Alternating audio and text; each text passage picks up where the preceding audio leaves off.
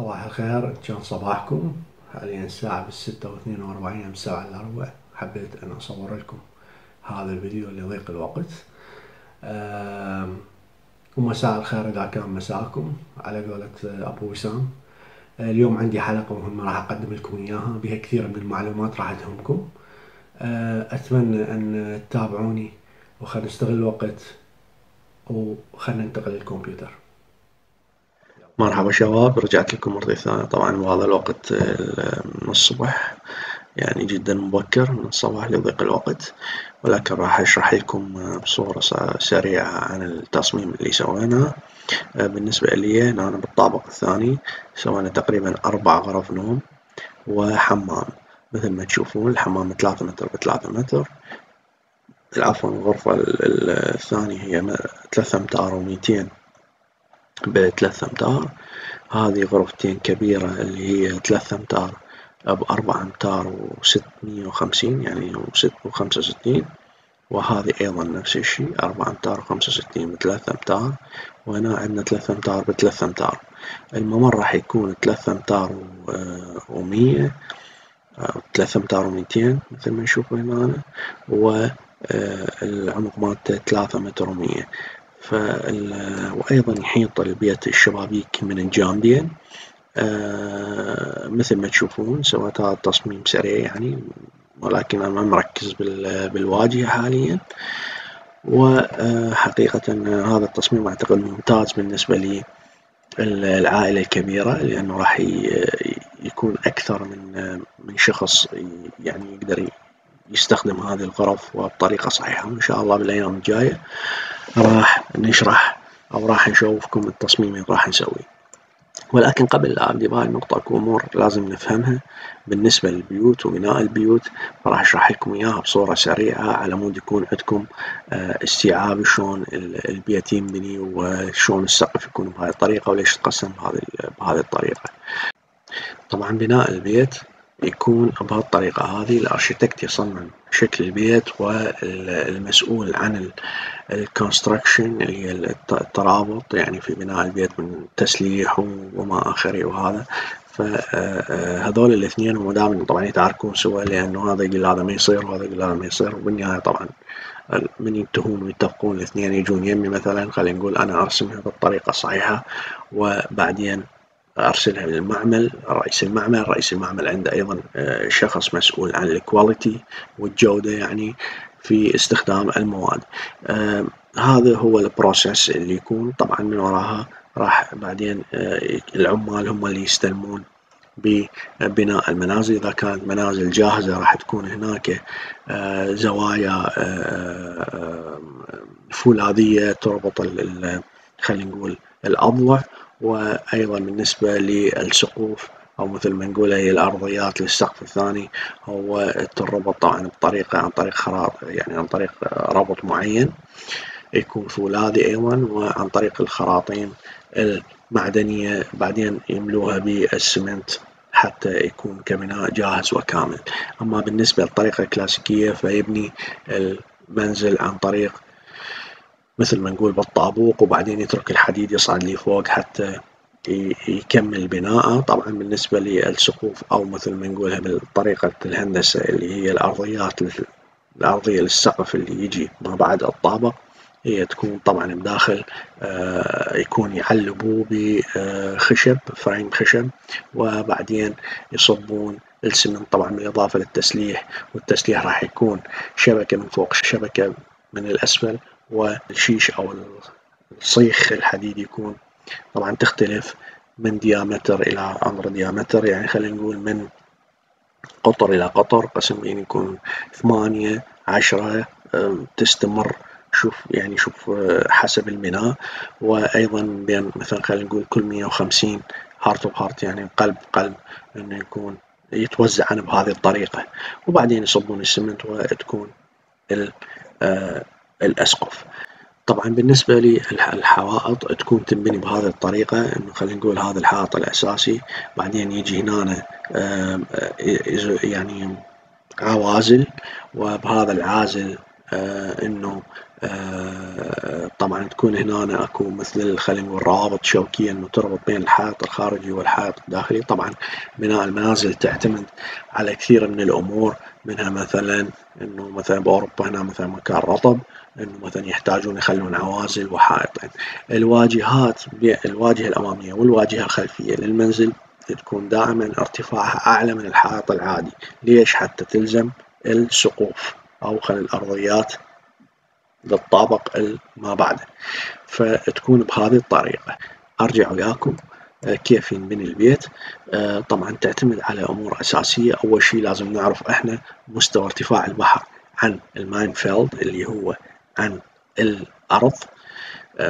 وأيضا طبعا هذا يحسبونه أنه كل سنة إيش قد يرتفع، خلينا نقول سطح الماء، أو خلينا نقول ماء البحر أو المياه المحيطة بالمنطقة ايش قد يرتفع بالسنة أو بالعشر سنين، يعني أو أكثر من هذا، لأن هذا يعتمد على عمر البيت.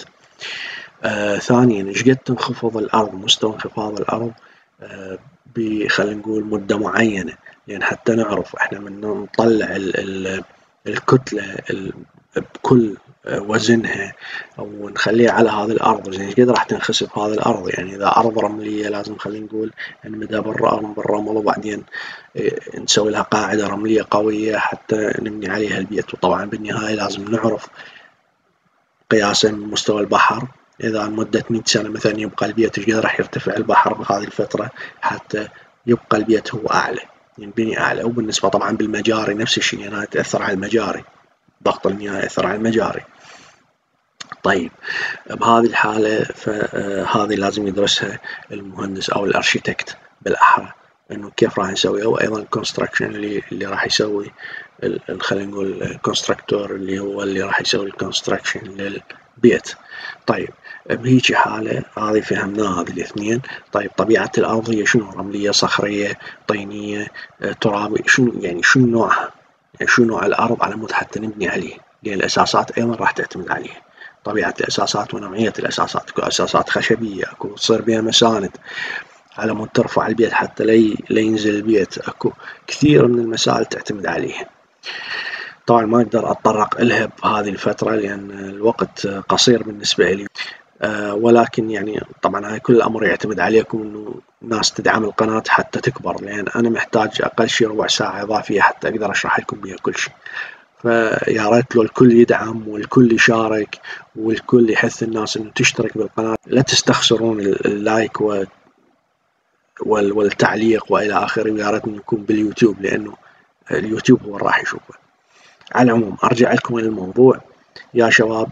مثل ما تشوفون رسمت لكم هذا البيت وشون تكون وضعيته.